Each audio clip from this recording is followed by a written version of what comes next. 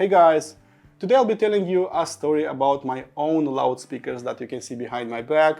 So this is not a sponsored video, I've never done anything like that. This is not a loaner unit. These are my own music making machines that I'm playing music for around 10 months now. And in this period of time I've tried plenty of integrated, plenty of power amplifiers, stopping at two mean sounding power amplifiers that are providing plenty of power when working as a team in bridged mode. KEF is hitting their 60th anniversary this week, and as a thank you gesture, I decided to review my own reference-free, so here we go. Build quality wise, KEF makes most of their stuff in Asia, but their flagship series as Blade, Reference and One are all handmade locally in Kent, UK. To me, reference-free are plain and simple beautiful from any angle you look at them. While it's the same veneer and the same aluminum baffle that you can find in a lot of loudspeakers of today, there's a strong high-end flair to them once you approach them closely. These are handmade and you can feel that immediately once you start inspecting them, and I think that all the pictures that you can find online don't do them justice. I couldn't find design flaws or imperfections, as reference-free are looking exactly how a proper hi-fi loudspeaker should look, like modern and beautiful furniture. As for tech inside them, if you look closely, there is something very distinctive with all KEF loudspeakers, starting with the most affordable ones and finishing with the best creations. Usually it stays exactly in the middle of their cabinet, it's rounded, and it's protected from the outside world. I'm about their UniQ driver arrays that is currently at its 11th generation with the reference line. As its name states, it's a unique 25mm vented aluminum dome tweeter that was placed at the center of a highly sophisticated 125mm mid-range driver. Both act as a single source that floods the listening space evenly with a flawless natural sound field, no matter where you sit. Obviously, not all UniQ drivers are made the same. For example, the one found on their LS50 Meta needs to deal with the wall frequency response, and the one found in the reference line deals only with the mid-range and treble regions, being helped by one or several metallic woofers. Their 165mm woofers use a massive vented magnet and a large voice coil, driving an exceptionally light, stiff and strong aluminum cone, improving dynamics and power handling. Reference-free has two woofers per loudspeaker, each one being helped by a bass port to their rear. That's right, each reference-free has two bass ports that are adding a lot of oomph, punch in the chest and rumble down low. In the package you can find shorter bass ports that are limiting the low-end delivery by a little, making it tighter and clearer sounding in untreated rooms. If you had hard floors but still want to feel a good punch in the chest without adding too much distortion into the mix, I suggest going with long ports on top and short ports below. You'll thank me later. Okay folks, I'm ready for some well-deserved music, so let's hit some eardrums. Sound-wise, a lot of people are associating the KEF house sound with a highly detailed, highly transparent sound that will please the measurement crowd and that would not induce a lot of emotions into the mix. But in my opinion, KEF reference-free are nothing like that. And mind you, I'm using a very detailed, a very transparent, very colorless, achromatic setup. I'm using a Matrix Audio Element X that works as a streamer and DAC, plus a benchmark HPA4 preamplifier, and then two benchmark HB2 power amplifiers that are just disappearing from my chain, so I know that I'm listening only to the loudspeakers alone and nothing more. And even with a setup like that, reference-free was just super organic and natural sounding, so very liquid in a way. They just provided plenty of micro details, macro details. All that came very naturally, very easily, all coming from a single inception point and just covering my full room with music, exactly how a high-end loudspeaker should do by default. I had a very wrong preconception in the past that high-end loudspeakers were made for wealthy people that care more for looks, for all that, for finishes, and less so for the sound quality. But I was well wrong, because reference-free is nothing like that. So I believe that they sound much better to anything that I had before, that is for sure. With reference free, it's not about hearing your music with your ears anymore, it's about feeling it with your entire body, and you'll be doing that very, very often. So as you all know, I'm pretty crazy about transients, so I cannot stand slow moving drivers. I just cannot stand when bass notes are overlapping on top of each other, creating this ugly mess of noises and sounds. And the reference free is pretty much the opposite of that. So they are super fast, super impactful, chest pounding, so you'll be hearing that very often. Just feed them enough power and prepare your body for a body massage, because that will happen very often. For the first time ever, I'm getting exactly the same feeling, absolutely the same, what I'm getting with a high-end headphone setup, so made out of some high-end planar headphones and put on some amazing amplifiers and DACs.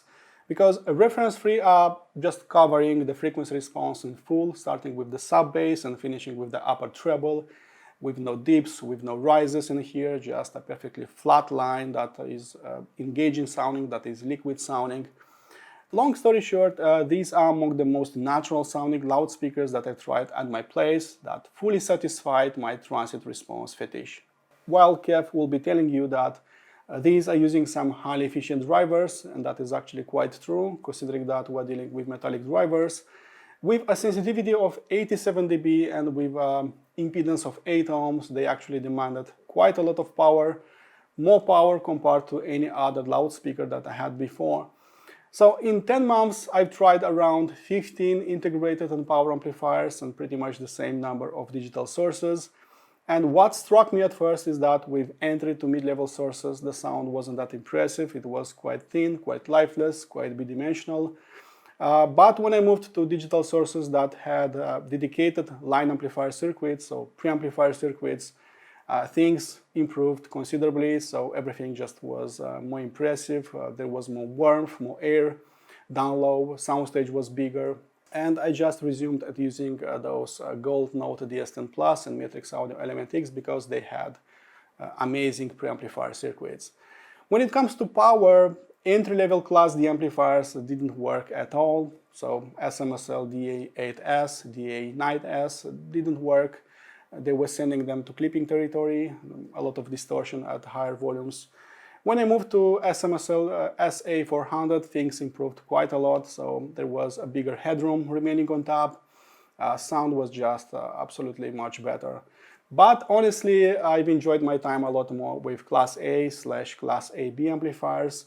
And starting with Kinky Studio EXM7, it added a lot of mid-range presence, a lot of meat on the bone, a lot of fun in the bass, but it traded all that with transparency and detail retrieval because it wasn't that impressive in those regions.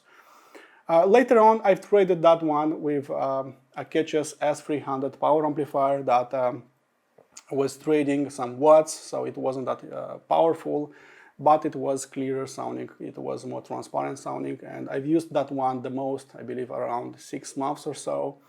And then out of curiosity, I tried benchmark AHB2 power amplifier, and it was just mind-blowing in terms of technicalities. So everything that means speed, detail retrieval, decay, it was just amazing in terms of technicalities. But it was again clipping at much higher volumes, especially with my electronica music when I was going slightly louder, and I didn't like that. So I've added another one, another AHB2 that quadrupled the power output at around 380 watts in 8 ohms, and that combo was just amazing in terms of everything. So I never heard those KEF reference-free better sounding on any other amplifiers. There was just disappearing from the acoustic chain, just leaving them do their thing. So impressive in terms of technicalities, impressive in terms of everything, without limiting them in any way. And months later, I bought 2 AHB2 power amplifiers, and I don't think I'll be exchanging them anytime soon, as those are highly recommended. In terms of transients, with 2 AHB2 power amplifiers in place, just brace yourselves while listening to some fast, impactful tunes as pop, electronica, rock, whatnot, because they wouldn't be gentle with you, they wouldn't be nice to you. And when properly driven, these are pretty much the true embodiment of transient response. so they can go really fast, they can keep up with the most demanding playlists. Just forget about long boring decays because they are going in and out just in split seconds. They are pretty much dancing in the ring like Vasil Lomachenko and punching like Tyson Fury, so when a bass note lands, you'll be feeling it with your entire body, not only with your ears, and that was very apparent from the start. In my opinion, KEF solved all the biggest shortcomings of their entry to mid-level loudspeakers with their reference line. So finally there is a lot of weight in the bass, finally there is energy, texture, definition down low, and that was working as magic with some fast, impactful music. As for the bass itself, it was quite impressive from the start, so there was a very fast type of bass, impactful, very clean, very undistorted. That was quite amazing. What was interesting, I believe that reference free was just sorting all my amplifiers, so this one is mellow, this is relaxed, this is good sounding, this is great, and that one is just top class, amazing sounding. Well, that was a guess game with several bookshelf loudspeakers with reference free that was very apparent, very clear from the start. In my case, Class A and AB amplifiers worked the best, adding a hint of mid-range presence, a machine gun-like speed, and a serious chest-pounding impact. When it comes to Soundstage, I remember chasing my entire life for bigger and bigger woofers in my loudspeakers. So when I had them at 4-inch, I wanted them at 5, then I wanted them at 7. Then I moved to stand-floor loudspeakers, so I would have multiple woofers that would better fill the room with sounds, that would add a lot more energy down low and just a better chest-pounding impact. And there is no other way in saying it that the reference free are really big and bold sounding, just filling all my room with sounds pretty easily, even at much lower SPL, something that all my past loudspeakers just couldn't do so well. They sounded quite big, but I believe they need a slightly bigger room to unleash their fullest potential. There wasn't really a song that didn't sound open, spacious, effortless. Several sounds were coming from different angles, even from behind my back, creating this weird feeling that several loudspeakers are hidden somewhere around me. So I wouldn't get only a very frontal sound, but also a very 3D experience in a way, especially with some live recordings. While different amplifiers impacted their dynamics and transient response, in terms of scale and openness, all of them sounded big and spacious. In terms of detail retrieval, when I was reviewing some new DACs, new digital sources, I would always move to my headphone setup that was considerably more transparent, more detail-oriented compared to my former stereo setup. But that is no longer the case with the KEF reference free because they are providing as much micro details, as much macro details as my high-end headphones are doing. So these are really sniffing out all the mastering errors, just bringing them up to the surface, and I wouldn't expect anything less out of some metallic woofers and tweeters. Reference free are really some detail-oriented loudspeakers, focusing not only on the micro scale but also on the tiniest details that are hiding in the tracks without becoming thin or lifeless sounding. I could listen to them all day long, even on a highly transparent and dead flat setup like mine, and I wouldn't get tired from that. And if you like hearing all the chit-chat in your music, or people inhaling and exhaling air, people touching their musical instruments, or just vocal cords vibrating, then reference free will be providing all that to you pretty easily. And I could go on and on about how clean and detailed they sounded, because in reality they are pretty much like that, so there is no other way to describe them. And these are pretty much my truth tellers, always giving me 100% without applying a beautifying filter on top, as some other loudspeakers are doing. When it comes to frequency response, I remember complaining about the low end not being enough with some bookshelf loudspeakers, with a few exceptions like S400 by Buchard and Sound of Hidden Crescendo Uno. But it's a completely different story when some massive stand-floor loudspeakers are coming to play. I personally like some fast executed bass notes that are going really deep, that are sustained and really decay naturally, that is a detailed type of bass, so I can hear layer and after layer of bass. These weren't that impressive on Class D amplifiers, but when I moved to Class AB amplifiers like those Benchmark, Kinky Studio and KEF, then things just improved a lot, but especially when it comes to bass delivery, to bass impact, and just chest pounding impact. Reference 3 started firing those bass notes like a machine gun, controlling them with an iron grip and never breaking up at much higher volumes.